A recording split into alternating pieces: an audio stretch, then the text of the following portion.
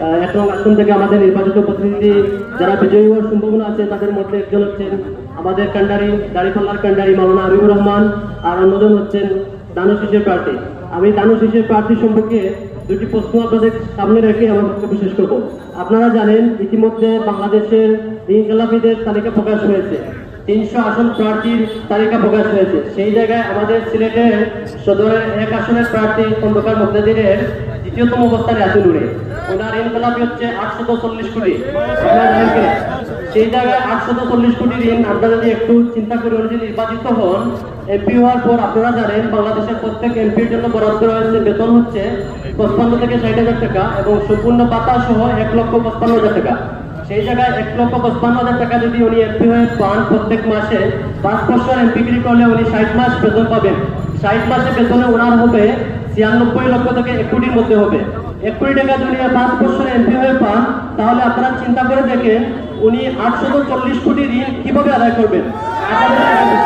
নিঃসন্দেহে চাঁদাবাজি, সন্ত্রাস, টেন্ডারবাজি ছাড়া, ব্যাংক দখল ছাড়া ওনার ঋণ শেষ করতে পারবেন না উনি। আপনাদের প্রশ্ন হচ্ছে আপনারা কাকে নির্বাচিত করবেন আগামী 12 ফেব্রুয়ারি, সেটা চিন্তার বিষয়। নাম্বার 1। নাম্বার 2 হচ্ছে আমাদের মাওলানা হাবিবুর রহমান সম্পর্কে আমি 3টি আপনাদেরকে ধারণা দিতে চাই। নাম্বার 1 হচ্ছে মানুষের মৌলিক 5টি বিষয়ের প্রয়োজন, এর মাঝে একটি হচ্ছে চিকিৎসা। মাওলানা হাবিবুর রহমান চিকিৎসা খাতে সিলেটের মধ্যে বিখ্যাত, আপনারা সবাই জানেন।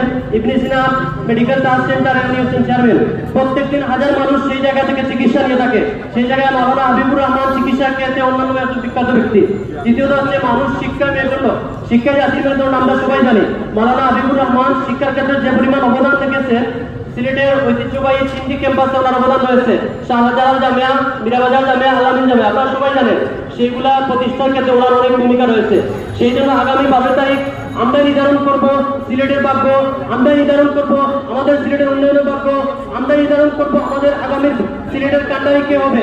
সেই জায়গায় আপনাদেরকে সবার কাছে প্রশ্ন রেখে যাই, ন্যায় ইনসাফ কায়েমের জন্য, সত্যবাদী মানুষকে নির্বাচিত করার জন্য আগামী 12 তারিখ আমরা সবাই দাঁড়িপাল্লায় ভোট দিয়ে মাওলানা হাবিবুর রহমানকে বিজয় করতে চাই। পারবেন তো ইনশাআল্লাহ? আগামী 12 তারিখ আমরা দাঁড়িপাল্লার বিজয় নিয়ে আমরা গড়ে তুলবো, সেই প্রত্যাশা রেখে। এবং আপনাদের সকলের কাজ হচ্ছে সিলেট 1 নং ওয়ার্ডের সকলের কাছে আমি আহ্বান রেখে যাই যে আপনারা যারা আছেন এখানে সবাই যাবেন, এই যে ইনকিলাবের বিষয়টি